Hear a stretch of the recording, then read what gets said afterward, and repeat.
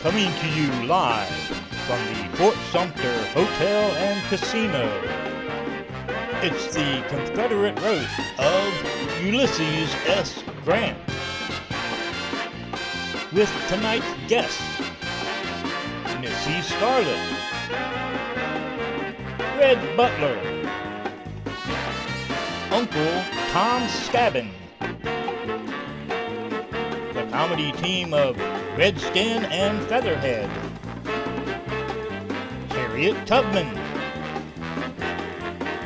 Glattus Over, Frederick Douglass,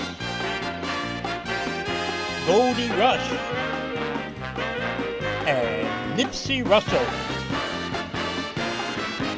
With your roast master, General Robert E. Lee.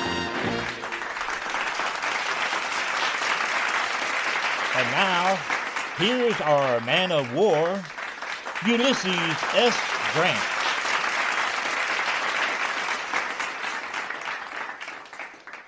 We are gathered here tonight to pay tribute to the man of war, Ulysses S. Grant.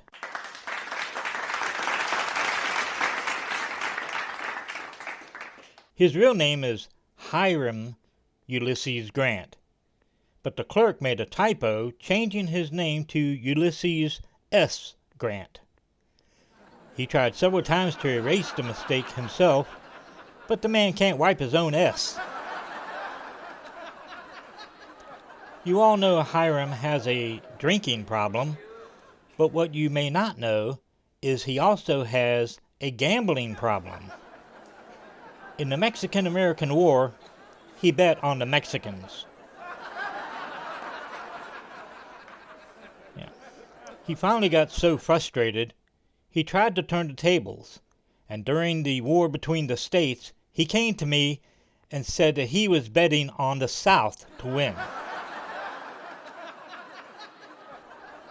You owe me $50.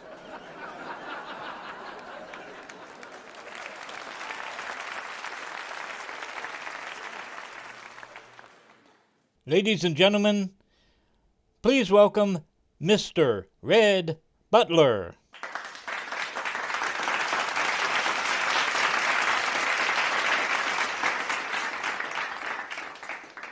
Why are we giving this man a dinner when some of the most famous men in history never got a dinner? George Washington, who once said to his father, "If I never tell a lie, how will I ever become president?" never got a dinner. Geronimo, who strapped on a parachute, jumped out of an airplane and shouted, "Me!" never got a dinner. Daniel Boone, you know Daniel Boone, the man who had 3 ears, the left ear, the right ear, and the wild front ear. Yes, Daniel Boone, who once said, "I may fear Sherman, but I will never dread Scott," never got a dinner.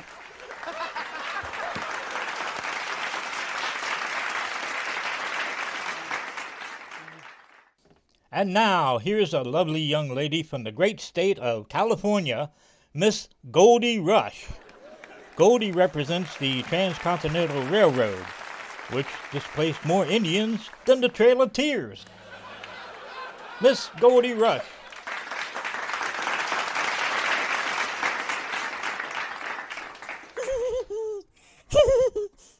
I don't understand.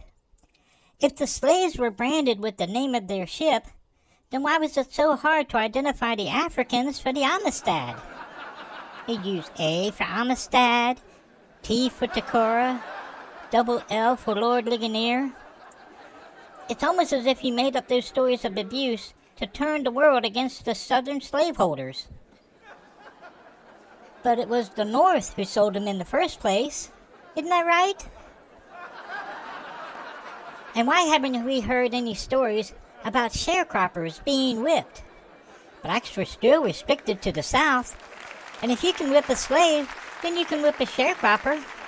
But we don't hear any stories about sharecroppers being whipped. I mean, was it an effort for Lincoln to rename all the black people in the South paid laborers and impose the first wage taxes on them? I don't get it. And what did they call the Anaconda Plan before the war started? I mean, the Union Navy had been blocking ports since President Jackson's Force Act of 1833. No ships could leave or enter southern ports without paying the Union tariffs. And how come... Oh, wait a minute. I still have more questions.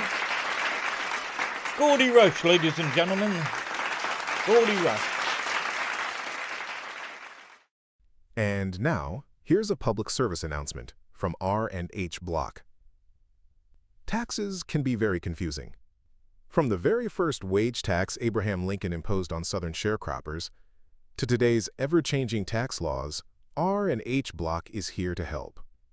When former slaves were renamed sharecroppers, their earnings had to be estimated through a very complicated financial process.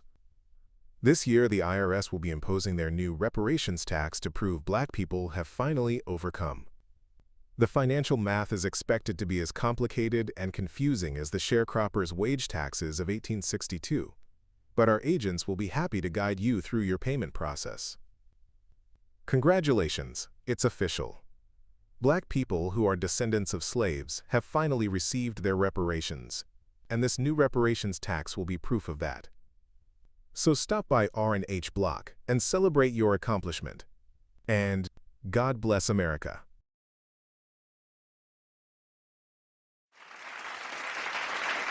And now, here's Nipsey Russell.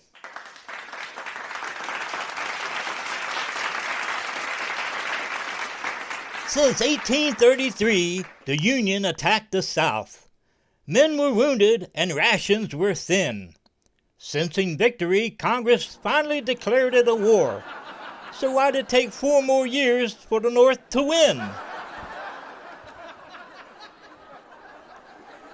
The North claimed they were setting black people free, but I don't understand all the fuss. First you put us in front of combat lines, now we sit in the back of the bus.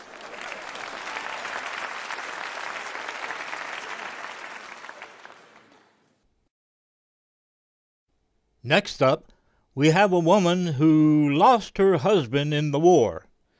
He didn't die. He left her and headed west with Goldie Rush. Here's Glattus over.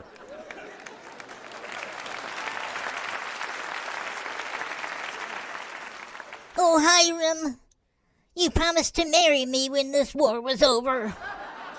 You said that all women were beautiful, especially after you've had a few drinks.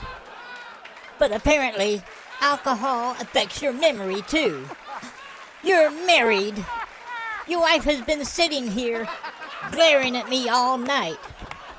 Come to think of it, Julia has been giving everyone the side eye.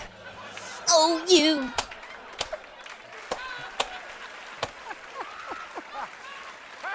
You know, she hits harder than you do.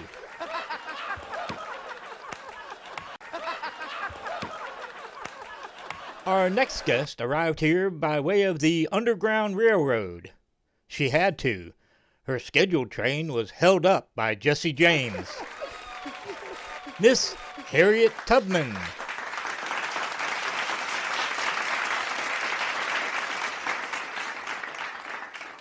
Why is everyone making such a fuss over me? I didn't start the Underground Railroad. That thing had been operating for 30 years before I was even born. By the time I joined at age 20, it was taking thousands of black people up north each year. I only managed to get 70 black people out of the South during the 16 years I worked in it. So that's only 4 per year, not 1,000. So I only made a small contribution. But look at this. They gave me a medal for the Combahee River raid, claiming I was this brilliant navigator and a spy. The truth is, the Union was worried that the river was booby-trapped. So they sent me ahead of their steamships in a rowboat named Magawa.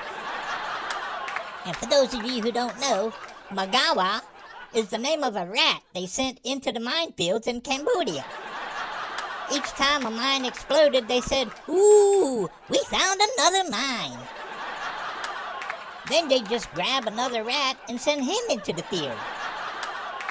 And now there's this plaque with a rat carved on it, calling Magawa a hero. It's so nice to be commemorated just like him. Thanks a lot. Who knows how many black people blew up before they got to me? We didn't know where the mines were. We had no idea. But when the war ended, I got a medal and a huge write-up in the papers. Yeah, give the black woman a medal and tell everyone she led the Union Navy. Like I knew what I was doing. People are gonna believe that one for sure. I'm going home now. I have a headache.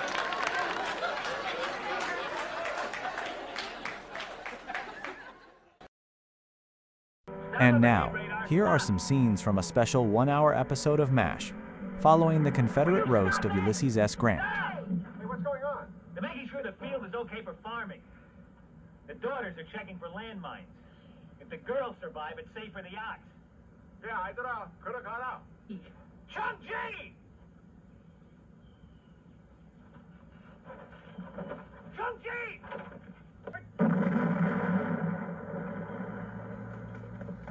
Radar! How are you gonna get out? Radar! Radar! What are you doing, you crazy? Come back here! Come here! Come back here! Stay tuned for MASH, coming up next on your local station. And now, here's the man of war, U.S. Grant. Hey, that's U.S. Grant. U.S., not you ass. Yeah, whatever.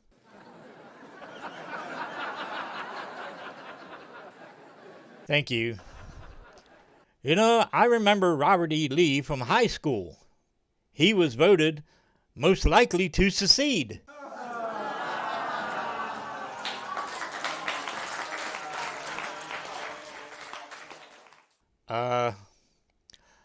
I'd like to thank Frederick Douglass for not speaking tonight. Once he starts talking, you'll never be able to shut him up.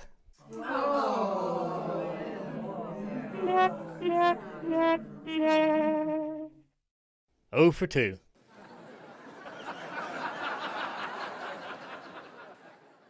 I was hoping President Lincoln would be on the panel. Where is he? He's in the balcony. Well, shoot. No, wait.